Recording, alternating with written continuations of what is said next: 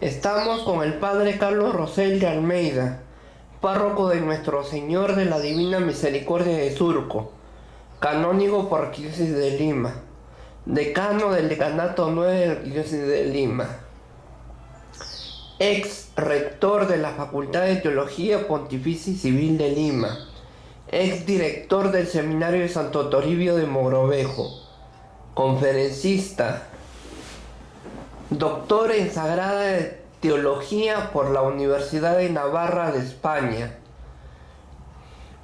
escritor de Los Ratitos, un ratito con Dios, un ratito con María, un ratito con San José, un ratito con Jesús, un ratito con el Espíritu Santo, un ratito con los santos 1 y 2 y 3, Francisco y María, Francisco y Jesús, Francisco y el Espíritu Santo, Rosa de Atorno, María de Satanudos, en fin, una serie de libros que ya se han convertido en la preferencia de las bibliotecas católicas del Perú y del mundo. Sin más preámbulos, el Padre Carlos Rosell de Almeida. Padre, hoy día vamos a hablar sobre el Pentateuco. ¿Qué es el Pentateuco? Bien, pues estamos recorriendo la Biblia. El Pentateuco es ese conjunto de 5 libros. Pentateuco significa 5 rollos: Génesis, Éxodo, Levítico, Números y Deuteronomio. Hemos empezado hace ya algunas semanas atrás a recorrer la Biblia. Empezamos por el Génesis, que nos hablaba de la creación del mundo, la creación del hombre, el pecado original, cómo el pecado se va propagando, pero Dios va acercándose a los hombres, va abriendo un camino de salvación. Luego vimos el libro del Éxodo. Dios libera a su pueblo. En el Éxodo encontramos una enseñanza central: Dios es liberador. Dios da la ley a su pueblo, lo saca de la esclavitud de Egipto. Dios suscita a Moisés como guía del pueblo. El pueblo está en el desierto, pero no es un pueblo que está solo, Dios lo va acompañando. Luego hemos visto el libro de Levítico, donde hay una serie de leyes para hablar de la pureza, de la santidad. Por cierto, ahora que desgraciadamente se ha tergiversado lo que ha dicho el Papa en el libro de Levítico 20:13, se condena la homosexualidad. Se dice que es abominable que un varón esté con varón y que una mujer esté con una mujer. El libro de Levítico habla mucho de lo que es la pureza que debe tener el pueblo para acercarse a Dios. Está la ley de santidad, la ley de pureza. Luego la semana pasada vimos el libro de los números, que como su nombre lo indica, hay números porque es censos que se van describiendo. El pueblo es numeroso, el pueblo está en el desierto, pero es un pueblo que ha crecido y es un pueblo que está acompañado por Dios. Y ahora tocaría ver el libro del Deuteronomio. ¿Y qué es el libro del Deuteronomio? Empecemos por el nombre, Deuteronomio. ¿Por qué este nombre? Deuteros, en griego, es segundo, nomos ley, es por lo tanto segunda ley, pero no porque Dios haya dado otra ley, sino porque Moisés recuerda la ley que Dios dio en el Sinaí. Por eso se llama el Deuteronomio. Segunda ley significa, pero no es porque haya otra ley. Ya el decálogo está expresado en el Éxodo. Hemos hablado ya del decálogo. Está en Éxodo 20. Pero también en el Deuteronomio podemos leer el decálogo en Deuteronomio 5, 1 al 21. Es un libro, por lo tanto, que complementa el Éxodo y remarca también una serie de prescripciones. ¿Cuántos capítulos tiene el Deuteronomio? Son 34 capítulos. Es bueno decir, para aquellos que están comenzando a leer la Biblia, que los libros del Pentateuco pueden tener partes densas. Ya hablamos de los números, que tienen pasajes bastante densos porque son prescripciones, normas, prohibiciones. Y en el libro del Deuteronomio también hay capítulos bastante densos. Hay que tener paciencia para leer estos libros. ¿Cuál es el contenido del Deuteronomio? Buena pregunta. Es bueno siempre preguntarnos cuál es el contenido del libro para poder entender un poco lo que Dios nos quiere decir a través de la Escritura. Encontramos en el libro del Deuteronomio 3 discursos de Moisés. Encontramos el Decálogo, otra vez en Deuteronomio 5, 1, 21. Encontramos el código deuteronomista, que son prescripciones que Dios da a su pueblo para que viva correctamente. Por ejemplo, en Deuteronomio 23, 18 se dice que no haya inmoralidad en el pueblo, que no haya indecencias en el pueblo, con lo cual Dios está señalando que el pueblo tiene que vivir correctamente, no puede cometer ningún tipo de maldad. Y también se relata la muerte de Moisés en el libro del Deuteronomio. ¿Por qué Moisés y por qué el Sinaí? Moisés por elección divina, y el Sinaí también Dios quiso que fuese ahí. Ten en cuenta que en el Antiguo Testamento la montaña tiene un significado, es el lugar del encuentro con Dios. Moisés sube al monte Sinaí, tiene un encuentro con Dios. Elías, eso lo vamos a ver cuando estudiemos el libro de los Reyes, también sube al Horeb y tiene un encuentro con Dios.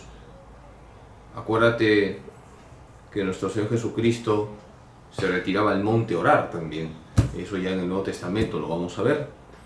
El monte tiene un significado en la Biblia, es el lugar del encuentro con Dios. Jesús va al Tabor, te acordarás, para transfigurarse también. ¿Cuáles son los 3 discursos de Moisés y de qué se tratan? Son discursos largos. El primero, ¿Qué abordan? en síntesis, si sumamos los 3 discursos, da una serie de recomendaciones hacia el pueblo y tienen líneas comunes. Por ejemplo, para sintetizar, remarca que hay un solo Dios y que debemos de creer en ese único Dios vivo y verdadero, y hay que cumplir la ley de Dios. Y esto es como una enseñanza constante en el Deuteronomio: un solo Dios, una sola ley, un solo pueblo. Debe haber un solo lugar de culto. Por eso se dice que el Deuteronomio y la tradición deuteronomista consiste en decir: hay un solo Dios, hay un solo pueblo, hay una sola ley, tiene que haber un solo lugar de culto. ¿Quién es Moisés para dar esos 3 discursos y esos consejos? Moisés es un hombre elegido por Dios que se vuelve, ¿Qué podemos plus decir, un le da? vehículo, porque Dios lo ha querido, para transmitir la palabra divina. Ahora, ten en cuenta que Moisés no es el profeta con mayúsculas. Hay un texto en Deuteronomio 18, 15 al 18, donde Moisés dice: vendrá un profeta como yo, que les comunicará el mensaje divino. En realidad, estas palabras están anunciando a un profeta con mayúsculas, que es Cristo. A Jesús se le llama el nuevo Moisés. Moisés tuvo sus debilidades también. Es el gran personaje del Antiguo Testamento, pero no es el profeta definitivo. Cristo es el profeta definitivo. ¿Qué es el código deuteronomista? El código deuteronomista, que es bastante denso, viene a ser toda esa serie de prescripciones que Dios da para que el pueblo viva de la mejor manera en el desierto. Sobre todo se dan prescripciones para que haya una moralidad en este pueblo que es errante. Por ejemplo, lees Deuteronomio 23, ahí hay una serie de prescripciones: que no haya indecencias en el campamento. Si alguien toma a una mujer casada, ahí hay una pena. Inclusive nos puede resultar chocante que se la pide a la mujer si es sorprendida en adulterio. Todas estas prescripciones están en el código deuteronomista. Ten en cuenta que el pueblo es un pueblo pecador, no ha venido Cristo, no ha venido el Espíritu Santo, y por eso puede ser chocante las prescripciones que hay. que se la pide a la adúltera, si alguien ha robado algo que se le corte la mano, etcétera, etcétera. ¿Cómo sucede? ¿Cómo se da? ¿Cómo se origina? ¿Cómo se da paso a la muerte de Moisés? Bueno, en realidad Moisés muere con un dolor que no ha entrado el pueblo a la tierra prometida y que él no va a entrar.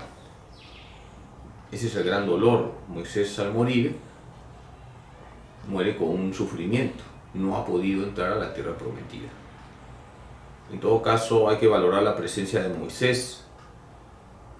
Se queda como a las puertas de la tierra prometida y dejará la posta a Josué.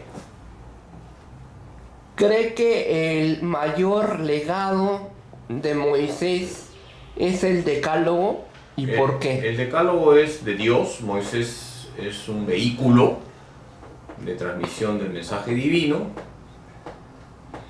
Una pregunta que podríamos hacernos todos es: ¿qué nos enseña Moisés? Para responder a tu pregunta, ¿cuál es el legado de Moisés?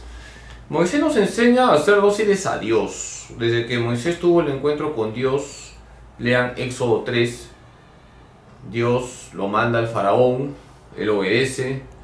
Moisés aparece siempre siendo dócil a lo que Dios le dice. Es el gran líder del pueblo en esta etapa, que es la etapa de la salida de Egipto, todo el caminar por el desierto. Y nos enseña Moisés con su vida que debemos dejarnos guiar por Dios y hay que obedecer a Dios. Cada vez que el pueblo le hace caso a Dios, le va bien. Cuando el pueblo le da las espaldas a Dios, se vuelve un pueblo idólatra, le vienen todos los males. ¿Qué significado, qué connotación, qué nos quieres decir la siguiente frase: Dios es cercano y justo, en el Deuteronomio capítulo 4, versículo del 7 al 8? Se ve que estás leyendo la Biblia, me alegra. Deuteronomio 4, 7 al 8 dice más o menos esto: ¿qué nación tiene a sus dioses tan cerca como nosotros tenemos a Yahvé cerca de nosotros cada vez que lo invocamos? Es decir, los israelitas, cuando escuchaban esta frase que está en Deuteronomio 4, 7 al 8, estaban tomando conciencia que Yahvé es un Dios cercano. Es el Dios que está en medio de su pueblo. No solamente es el Dios que está arriba, que es trascendente, es también el Dios que camina con su pueblo. No hay ninguna nación, dice Deuteronomio 4, 7 al 8, que tenga a sus dioses tan cerca como lo está Yahvé en nosotros. ¿Cómo revela Dios su ley en Deuteronomio capítulo 5 del 1 al 21? ¿Cómo revela su ley Dios? Si tú te fijas, el decálogo o la ley de Dios está en el Deuteronomio 5, 1 al 21, como muy bien ha señalado, pero también está en Éxodo 20. Lo revela a través de Moisés, le da el decálogo, la ley, y la ley es una ayuda que Dios da a su pueblo para que camine correctamente. ¿Cómo se aborda la verdad que Dios es uno solo en Deuteronomio capítulo 6 del 4 al 7? Tú has nombrado lo que sería como el corazón del Antiguo Testamento. Deuteronomio 6, 4 al 7. Es la Shema. ¿Qué es la Shema? La oración del israelita. Shema significa escucha. ¿Qué dice Deuteronomio 6, 4 al 7? Sí. Shema Israel, escucha Israel, el Señor es tu único Dios, amarás al Señor con todo tu corazón, con toda tu alma, con todo tu ser. Aquí tenemos el núcleo del Antiguo Testamento, la Shema, Deuteronomio 6, 4 al 7. Escucha Israel, el Señor es tu único Dios, amarás al Señor tu Dios con todo tu corazón, con toda tu alma, con todo tu ser.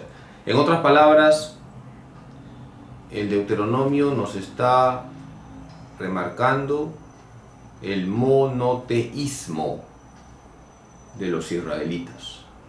La fe israelita es la fe monoteísta.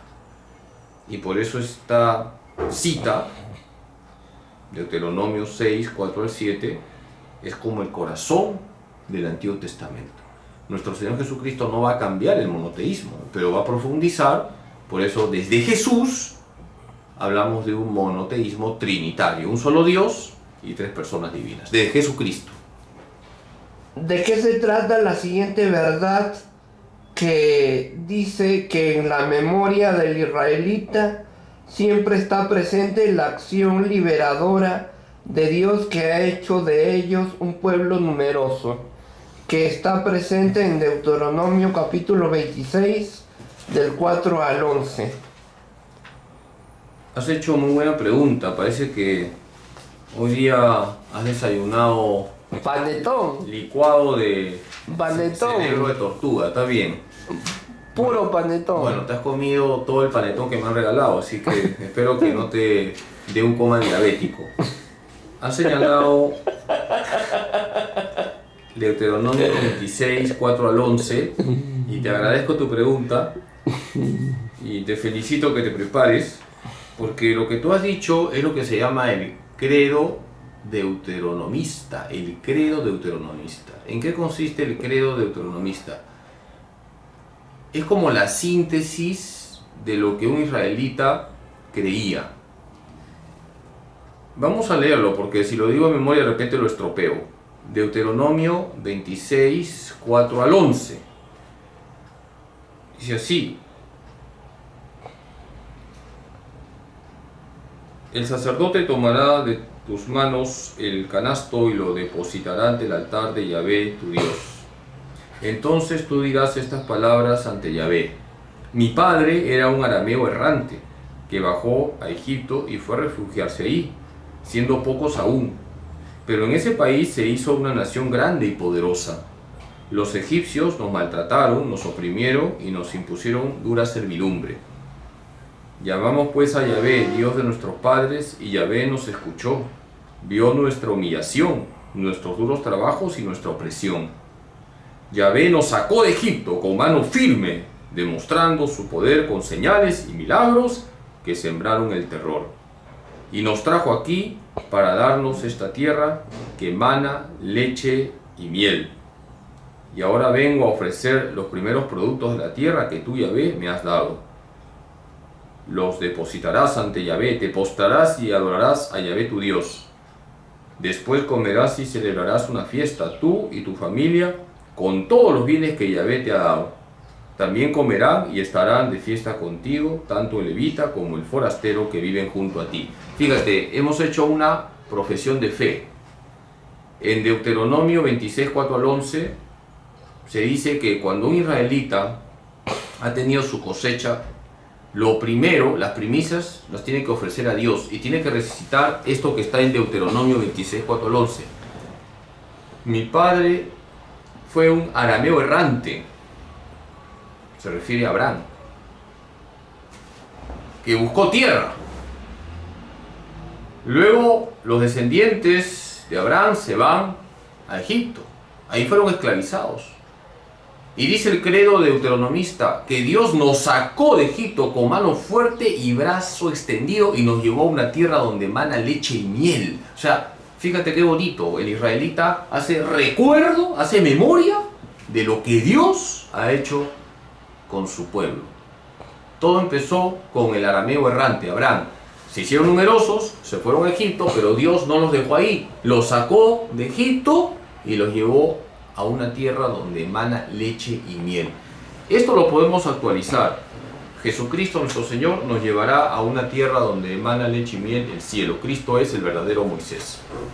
¿Qué simbología tiene la leche y la miel del Deuteronomio de Moisés? En la Biblia los alimentos expresan felicidad, gozo. Cuando se habla de manjares suculentos, vinos generosos, como está en Isaías, se está refiriendo a un estado de felicidad, y la felicidad está en la comunión con Dios, en estar con el Mesías. Por lo tanto, cuando se dice tierra donde emana leche y miel, se está diciendo una tierra donde gozaremos de la compañía de Dios, donde tendremos paz. De repente un día, ya que tú eres goloso, eres devoto de Santa Olla y Santa Cuchara, podemos hablar de las comidas en la Biblia. Un día, ahorita no. Como el maná Por que ejemplo, cayó del cielo. el maná, bueno, a ti te gusta el panetón que baja del cielo. Pero lo voy a decir públicamente, pero nunca he visto a nadie que se coma 2 panetones, ¿ah? Impresionante, eres un récord Guinness. A ver, volviendo al tema y para cerrar, para cerrar la entrevista, tu pregunta es interesante. La tierra donde mana leche y miel, en definitiva está anunciando el paraíso. Nosotros esperamos el cielo, y una de las imágenes que se utiliza para hablar del cielo es el banquete. El pueblo de Israel también aspira al banquete mesiánico. Tu última pregunta, hermano. ¿Qué dice el Deuteronomio sobre la homosexualidad? Pregunta candente, ya te estás volviendo agudo como buen periodista. Inquisidor me llaman. A ver, hay que dejar las cosas claras. La homosexualidad es un tema complicado, pero la palabra de Dios con claridad señala que los actos homosexuales son inmorales. Hay que decirlo sin tener miedo. La Biblia señala con claridad la inmoralidad de los actos homosexuales. No estoy hablando de la persona homosexual, porque Dios ama a todos. Dios ama a todos. Y no hay que humillar, maltratar a ninguna persona por ser homosexual. Pero los actos homosexuales son inmorales, son contra natura, son pecado grave. Levítico 20:13, lo que pasó en Sodoma y Gomorra. Génesis 19. Primera de Corintios 6, 9, 10. Judas versículos 6 y 7. En fin, por ponerte algunas citas, la palabra de Dios señala la inmoralidad de los actos homosexuales. Y tocando un tema candente, no podemos nosotros utilizar la forma como los periodistas malinterpretan al Santo Padre para decir que la Iglesia ha cambiado su doctrina sobre la homosexualidad. El Papa en ningún momento ha dicho que aprueba la unión entre homosexuales. El Papa más bien ha dicho varias veces: soy hijo de la Iglesia. La doctrina no cambia. Otra cosa es que sí, el Santo Padre nos recuerda que los homosexuales son personas humanas, hay que respetarlas y que nadie puede maltratarles. Padre, ¿y en el Deuteronomio, en qué capítulo o en qué versículo se habla sobre la homosexualidad? Antes de la entrevista me señalaba una frasecita, un extracto de ese tema en el Deuteronomio. Sí, el Deuteronomio 23:18 habla del sentido general de que se erradique todo tipo de inmoralidad, con lo cual implícitamente se está hablando de los desórdenes sexuales, pero explícitamente está en Levítico 20:13, ¿ya? Bueno, te doy la bendición, el Señor esté con ustedes, la bendición de Dios Todopoderoso, Padre, Hijo, Espíritu Santo, descienda sobre ustedes y permanezca para siempre. Fue el Padre Carlos Rosell de Almeida, párroco de Nuestro Señor de la Divina Misericordia de Surco, canónigo por Diócesis de Lima, decano del Decanato 9 de Diócesis de Lima, ex rector de la Facultad de Teología Pontificia y Civil de Lima, ex director del Seminario de Santo Toribio, doctor en Sagrada Teología por la Universidad de Navarra de España, escritor de Los Ratitos, escritor de Francisco y María, Francisco y Jesús, Francisco y el Espíritu Santo, María de Satanudos, Rosa Gatorno y otros libros más. Padre, un saludo para todo el mundo, por continente, América, Europa, Asia, Oceanía y África. Un saludo desde tu canal de YouTube, sé que eres bastante visto, que te ven en otros países, has tenido buenas entrevistas también, me alegra que estés buscando a personas más capaces que este ciego inútil, y desde aquí mi bendición para todos los que te siguen, en nombre del Padre, del Hijo y del Espíritu Santo. Gracias.